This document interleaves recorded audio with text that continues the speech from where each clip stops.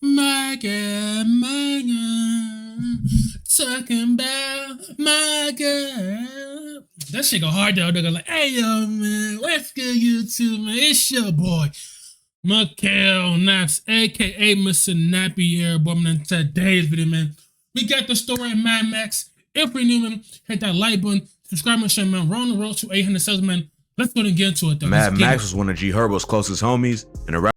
Mad Max was one of G Herbo's closest homies, and a rapper often shouts him out in songs. But he was also one of No Limit's most respected shooters, and had a wild reputation in the streets before he got killed in 2018. Let's take a closer look at the story of Mad Max.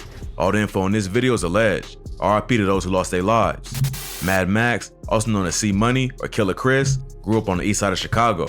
He was mainly raised by his mom after his pops was murdered when he was 12 years old. So growing up, Max quickly adapted to his environment.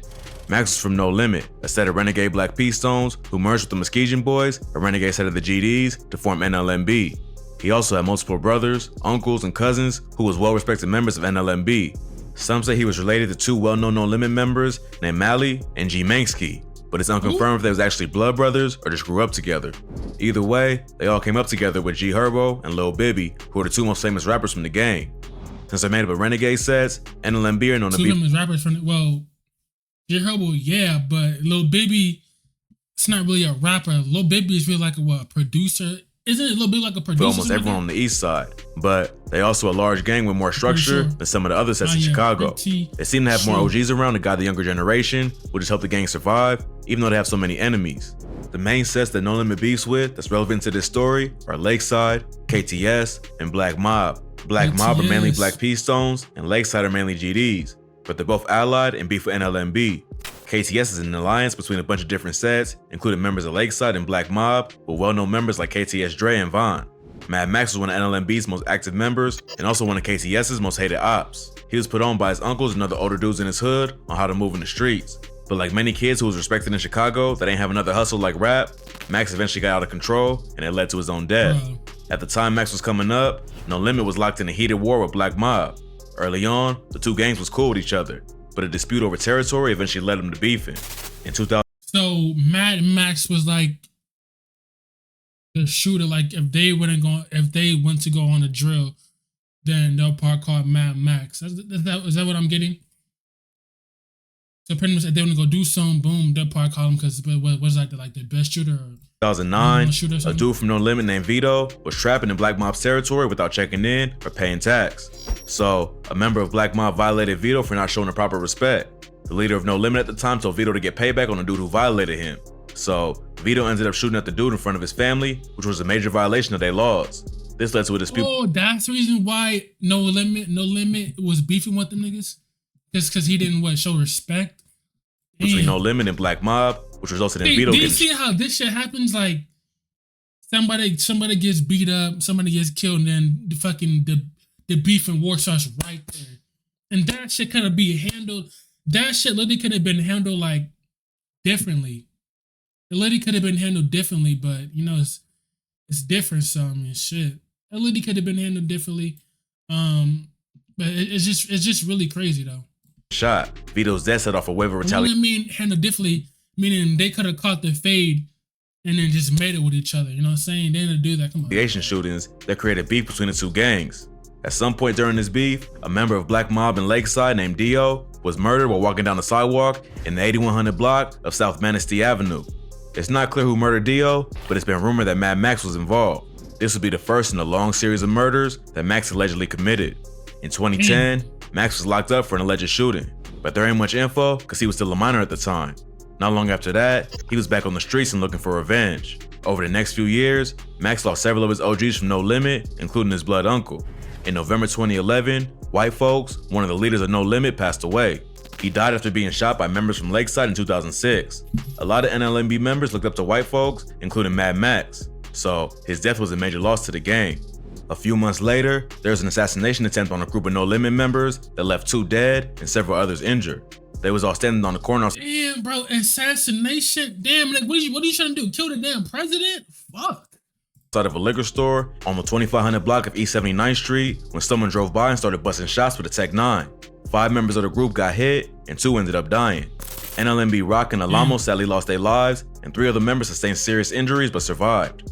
Rock was a beloved member of the gang who adopted the name Rock Block after he was killed. Alamo was actually an older member who was 57 and had 4 kids. Rock was no longer active in the streets and had just come down from dinner to chop it up with some of the younger dudes. It ain't clear who killed Rock and Alamo, but it was rumored to have been committed by members of KTS. Mad Maxx and Rock was close homies, and his death really hit hard. So, after he was killed, Maxx vowed to get revenge on KTS. A few months later, in October 2012, 33-year-old Carlos Alexander, aka No Limit Big Los, was murdered in the 7900 block of South Escabana Avenue. He was walking outside of his crib around 10:30 a.m. when 2 dudes ran up and opened fire before. You see what I mean? It's just back and forth, people killing each other. And you're telling me y'all like that? Your own people killing each other for what? I understand, like, come on, bro. Like, it takes maturity to put that bum-ass pride and ego to the side. Like, we are struggling together in the park. I'm gonna keep on saying this. Or fleeing on foot. Big Los wasn't just one of Max's OGs, but also his blood uncle. So his death really turned him into a savage, and he was out for revenge. Around 1 p.m. on November 10th, 2012, Anthony Bagsby, aka Bud from Lakeside, was walking down the 2600 block of East 79th Street when he was approached by 3 or 4 men and shot several times. He was rushed to Northwestern Memorial Hospital, but later pronounced dead.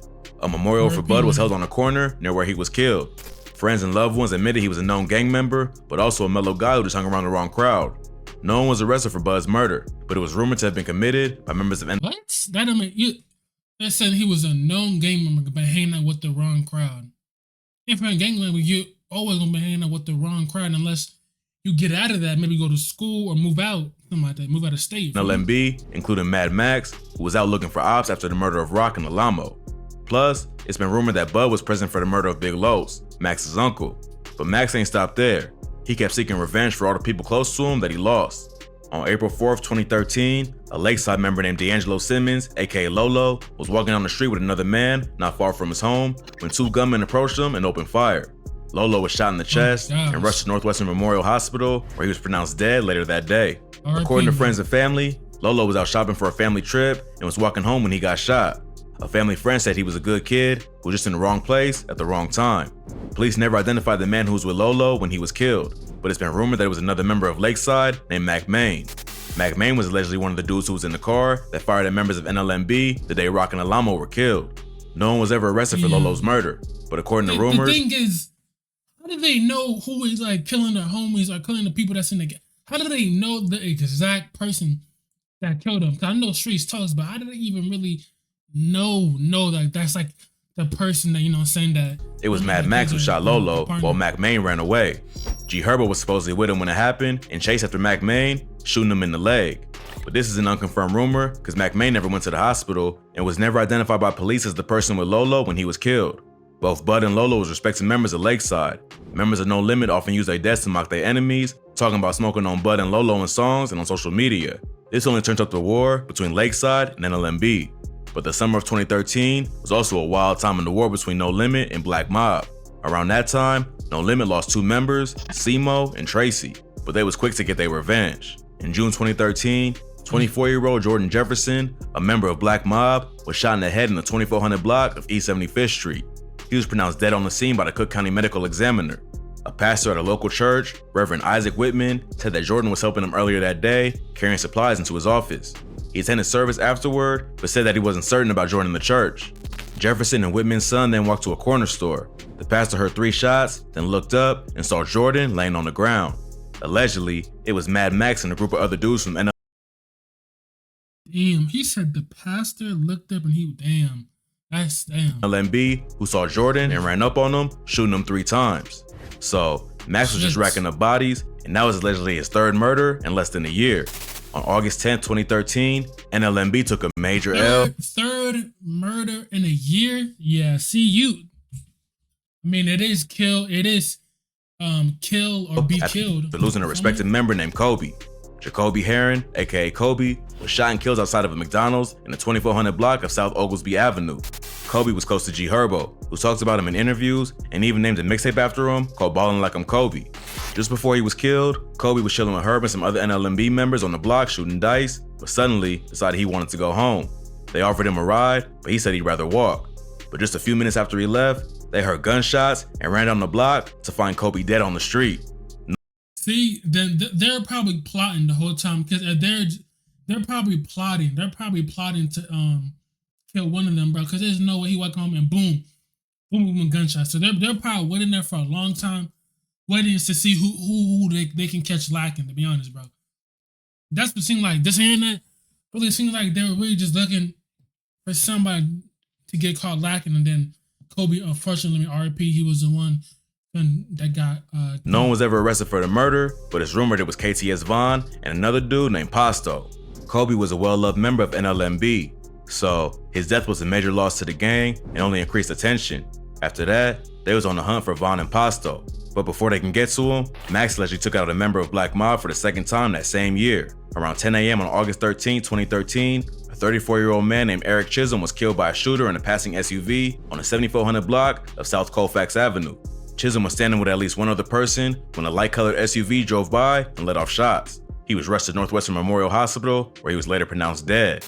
Cops later identified Eric as a known gang member from Black Mob, but according to one witness who knew him from the neighborhood, Eric wasn't an active member and just had a baby. So, it's not clear whether or not he was affiliated or just an innocent bystander.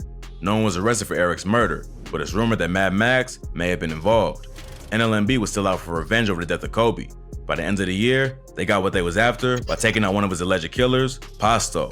On November 23rd, 2013, Tyshawn Pasto Anderson was shot in the head in the 2700 block of East 80th Street, just around the corner from where he lived.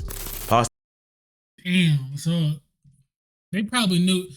See, this thing is, this had allegedly, but how would they know? I mean, the streets do talk, so I mean, hey, if it is, hey, they did get their revenge, man. Hey, but then the thing is back and forth, people killing each other, it's back and forth. But I mean, I understand you want to get your revenge because he was what?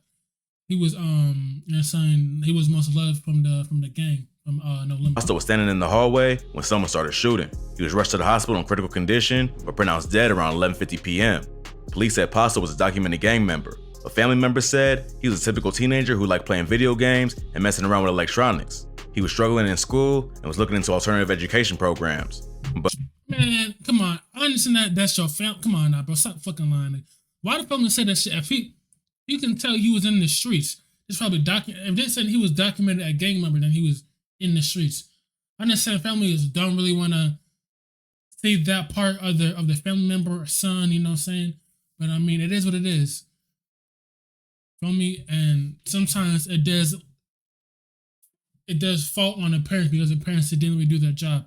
You understand kids don't listen, but it's still your job to have your kids go into the right path in the right direction in life. But they admitted he had problems with gangs at school in the past and just got out of jail 5 days before he died. No one was ever arrested for Pasto's murder, but it's rumored that it was Crazy James and Mad Maxx from NLMB who was out for revenge after the death of Kobe. Pasto was a well-loved member of KTS. After that, members of No Limit would diss Pasto and raps and on social media to get at their ops, which added even more fuel to the beef. Over the next year, Mad Maxx got arrested several times, which slowed down his activities in the streets. On July 21st, he was arrested for reckless conduct. Then, on October 17th, he got arrested for not wearing a seatbelt and driving without a license. He'd quickly be released for that crime, only to get arrested for disorderly conduct a week later. So Maxx was caught up most of that year and wasn't as active in the streets. On June 23rd, 2015, KTS Vaughn, one of NLMB's main ops, was shot and killed. No one knows exactly who killed him, but there's multiple theories. Vaughn was walking by himself in the 7500 block of South Ellis Avenue when if y'all haven't seen the video of the murder of KTS Vaughn, it's on my channel, man. RP to him, man. But the situation, it really just sounds like No Limit didn't say anything with his brother Dre and Vaughn right here. They didn't like none of them. So, you know, when people don't like you, they want to take you out, especially in the streets. They didn't like you, they want to take you out. Passengers in the SUV spotted him and hopped out and shot him multiple times in the body, then in the head. According to rumors, he was high off Xanax at the time of his death and wasn't aware of his surroundings. The 21-year-old was pronounced dead at the scene when police arrived. Vaughn was one of KTS's most active members and had enemies in several rival gangs. No one really knows who caught Vaughn lacking that night, but one theory is that it was members of NLMB, including Mad Maxx. KTS Vaughn often referred to himself as Big Cutthroat the Smoker. Right after Vaughn was killed, Mad Maxx started calling himself the Smoker on IG, which made many believe he was taking credit for the hit. But this might have been just another way to get at his ops. In 2016, Mad Maxx started going through more legal problems and got arrested multiple times for things like weapons possession. But all that changed the following year, and by 2017, Maxx was back at it. On July 10th, 2017, Black Mob lost one of his top shooters and most famous rappers, Shooter Shells. About 3 months before his death, Shooter Shells dropped a savage diss track called Death of 150, where he took shots at several dead members from No Limit, including dudes like Rock, Kobe, and Fazo, who G Herbo's rapped about many times in his own music. Yeah, see, when you diss a whole song dissing your fallen members and stuff like that, most likely it will catch up to you and you will unfortunately get killed. But the same thing with FBG Duck. Remember, he made the Chicago song giving respect to both of the functions from both sides. Then he made the song Dead Bitches. I think people are saying that's the song that got him, unfortunately killed him. And RP the Duck, man. RP the Shooter Shells. On top of that, Shooter Shells was also a shooter and claimed to have several bodies at the time of his death. So, after he dropped Death of 150, he became No Limit's main target. Shooter Shells was walking to his car in the Auburn Gresham neighborhood when 3 men ran up and shot him multiple times in the head and body. According to police, he was shot approximately 15 to 18 times until he was unrecognizable, and they recovered as many as 43 shells at the scene. Just 2 months before his death, the FBI opened an investigation into the violence between Black Mob and No Limit. After an investigation into the murder, they determined that it was likely connected to the beef and the diss track Shooter Shells dropped just months before his death. No one was ever arrested, but it's been rumored that Mad Maxx was one of the men involved.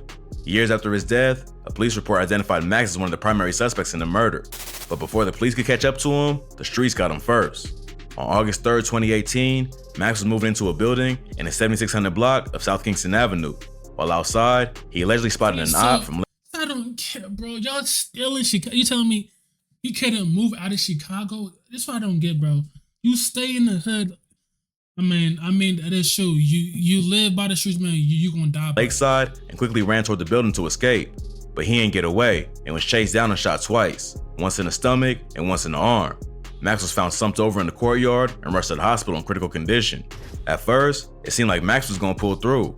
Doctors kept him alive for an entire month after he was shot, but he later died from his injuries on September 3rd, 2018. A few days after the murder, police arrested a member of Lakeside named Terrell Webb, aka Hell Rel. A witness came forward and identified him as a shooter, and when they arrested him, police found a weapon on him. But there's also been rumors that Maxx allegedly snitched on his deathbed.